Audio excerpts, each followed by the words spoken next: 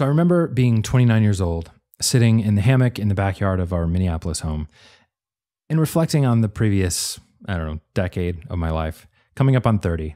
Yeah, that's a big milestone. Right. It's the decade milestone kind of thing. I think a lot of people will start reflecting around that time, thinking about where they are, where they're going. And I was doing that exactly.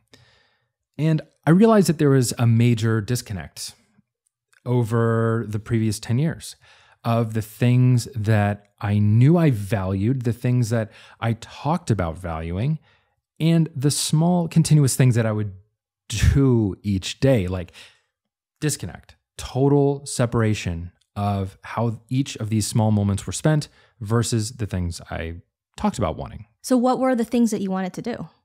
Traveling, largely experiential, right? Things that were a little bigger, harder to plan, things that you couldn't just grab in the moment. So family trips, friends' weddings. I mean, I wanted to be that friend that could be there for the bachelor party, be there for the wedding, for sure, like be that kind of reliable person in other people's lives. And at that point in my life, I remember at 29, I was not able to do that. So what was going on? I mean, what was I doing that was not allowing me to be that person that I always wanted to be, talked about being? What the heck? What needed to change?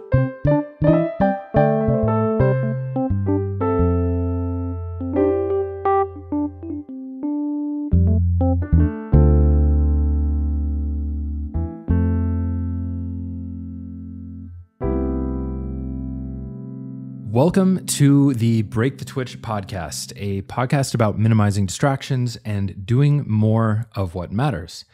We talk about minimalism, habits, and creativity, share stories and conversation around what it means to live an intentional life. Welcome, and my name is Anthony. I'm Amy. And we are a couple living in Minneapolis.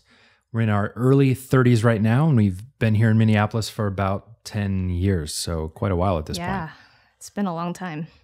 I was born in Michigan and made my way here when I got a full-time job here in Minneapolis.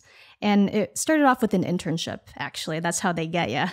They take you here in the summer and you're like, oh, it's so beautiful here. So much nature, bicycles everywhere. And then you get into winter and you're like, oh, okay, I get it now. I see. To be fair, that is how they got you. And to be fair as well, I think there are a lot of benefits to having a really rough winter here in Minneapolis.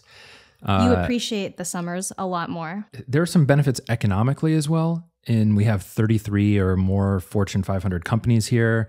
So there's a lot of hiring, a lot of good... More diversity here. Yeah, and there's more diversity here as well because of a lot of that. In addition to that, I think it keeps the housing and other life costs much lower than it would otherwise if it were 70 and sunny. I think it'd be probably as expensive as LA here. Probably. Because of the lakes and there's beautiful weather most of the year, I guess. Well, actually, it's roughly about half, right? It's half and half. Let's be real. It's half and half, but that's okay. I was born in Taiwan and lived in California for a while, lived in Texas for a bit before going to Michigan for college. That's where Anthony and I met.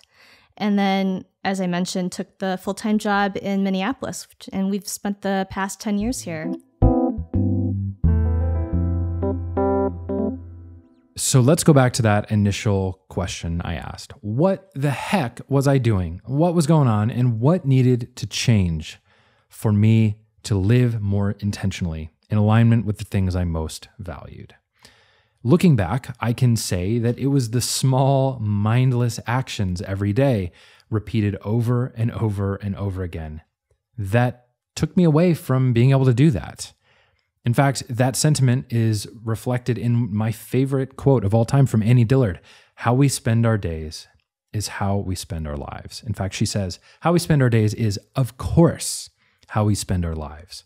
It is the small things we do on a repeated basis that when we look back on our lives will be how we spent it. It'll be the things we did. And that's exactly what Break the Twitch is all about. It's about being intentional with our resources, our time, our energy, our money, getting distractions out of the way so that we can do more of what actually matters to us, no matter what that is. So around that time, I was going through a similar experience. I had just quit my job that I'd been in for 7 years. It was in corporate finance. I wasn't learning anymore. I felt stagnant. I was on sabbatical, and it was a period of time where I was looking to change and reflect on a lot of things. And that's when we started decluttering and when we first learned about minimalism. Yeah, we went to an event where there were a bunch of speakers around the themes of simple living, minimalism, Joshua Becker from Becoming a Minimalist. And we started exploring what that would look like as a solution to what we were going through. Why it's really hard for people to change or make a big leap in their lives is because they feel overwhelmed. At least that's where I was.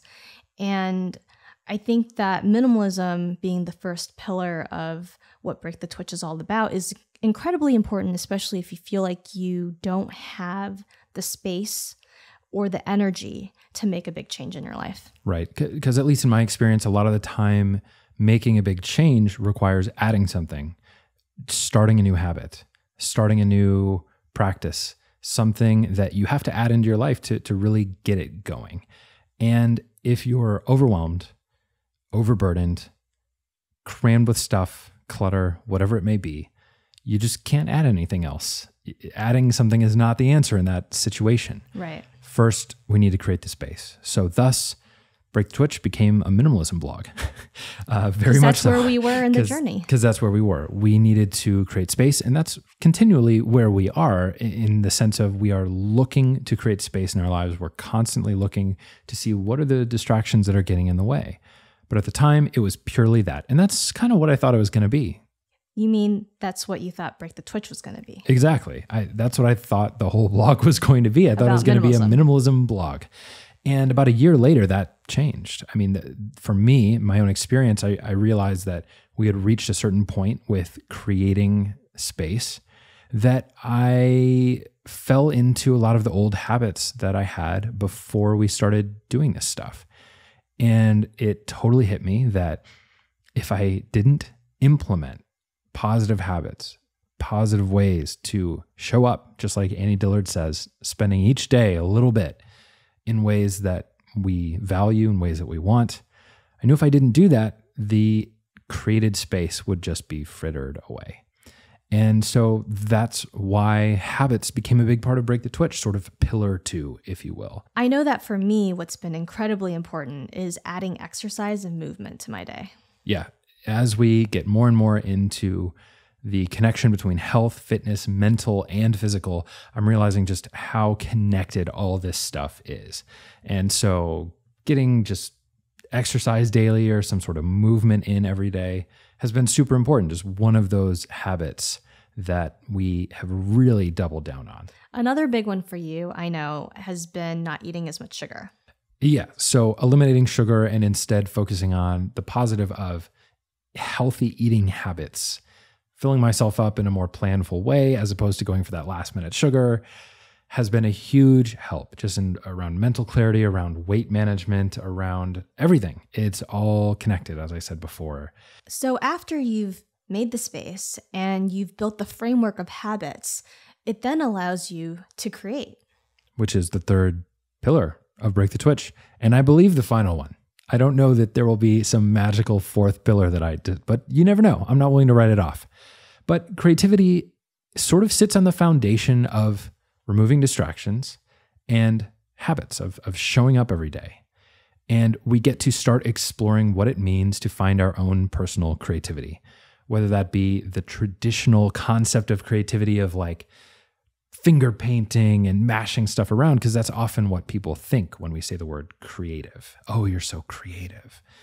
But I think what I'm talking about more here is exploring a side hustle, exploring a creative idea, or just simply getting into a creative flow, that feeling where you just sort of get lost in the moment, something that's challenging, but it's a challenge that you enjoy, just getting lost.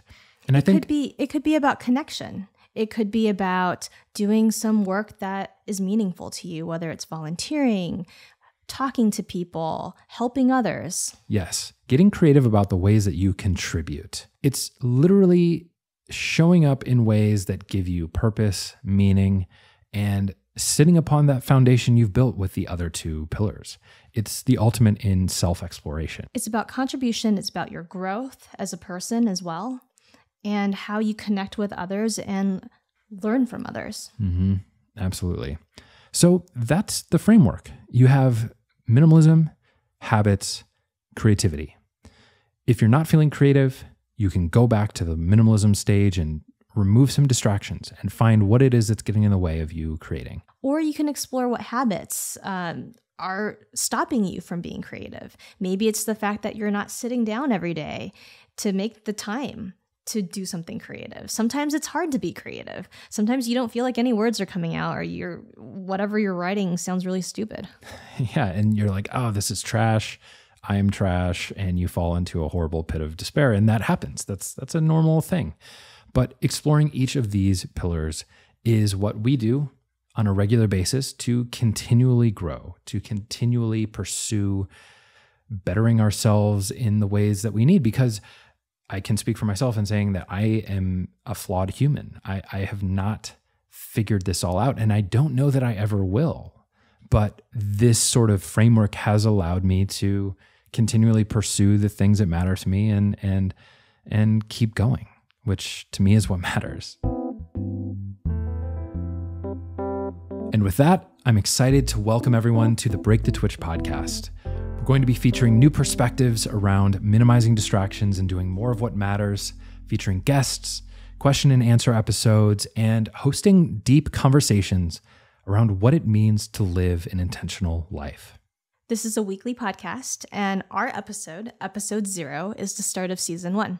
So to find out more information, you can go to breakthetwitch.com/podcast. Find out all the different ways you can subscribe on YouTube, iTunes, etc., and see all of the current episodes of the show.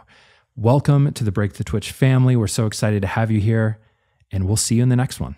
See you later.